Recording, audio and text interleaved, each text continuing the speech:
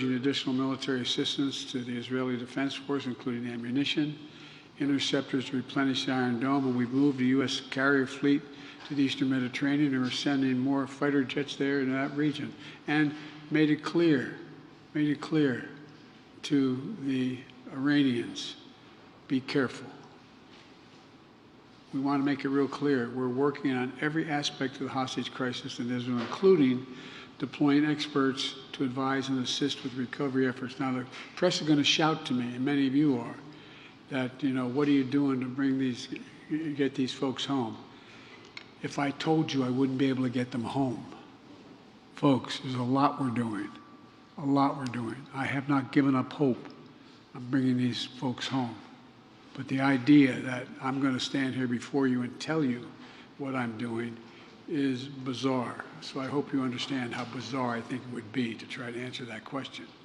In the days ahead, we're going to continue to work closely with our partners in Israel and around the world to ensure Israel has what it needs to defend its citizens, its cities, and to respond to these attacks. As I said yesterday, my commitment to Israel's security and the safety of the Jewish people is unshakable. The United States has Israel's back, and I have yours as well, both at home and abroad. You can see the pain in some of your faces as I walked into this room. You okay, kiddo? Well, your fear for family, friends back in Israel. You worry about kids being targeted in school, about going about their daily lives. You're hurt by the downplaying of Hamas's atrocities and blaming Israel. This is unconscionable. And I've asked members of my team, including Homeland Security Secretary Mayorkas and Attorney General Garland, to work intensively with our Jewish community partners so many of you here to set up security around Jewish life in America, identify, prevent, and disrupt emerging threats that occur. We're also going to continue to condemn and combat anti-Semitism at every single turn, at every turn. The past few days have been a solemn reminder that hate never goes away. Hold on a second, I used to think you could defeat hate, that you could make it, all it does is go underground. It just goes underground, it doesn't go away. It only hides until it's given a little oxygen, a little bit of oxygen. And that's why I've secured the largest ever increase in funding for physical security for nonprofits, including synagogues, Jewish community centers, Jewish day schools. And in May, we released the first ever national strategy to counter anti-Semitism with the input from many of you in this room. Many of you in this room helped write that.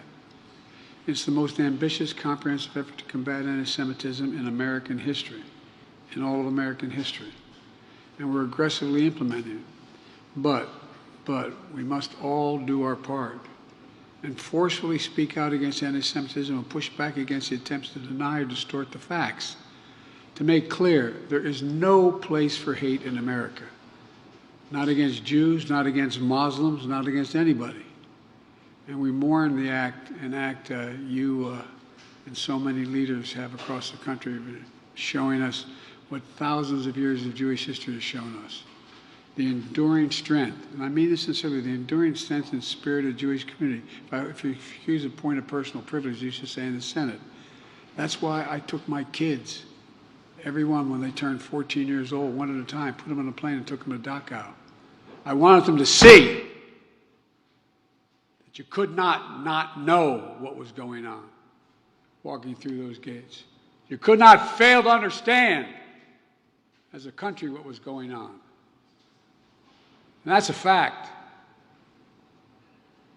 It had a profound impact on my children and my grandchildren. Some thought taking a 14-year-old grandchild was not a mistake, but I took them one at a time. I got 3 more to go. And folks, it's important. The miracle of Israel is Israel. It's Israel itself. The hope it inspires. The light it represents to the world. And folks, I was asked in one of my very frank conversations with Bibi and with Herzog, so why do I feel so deeply about this? It's not about the region. I truly believe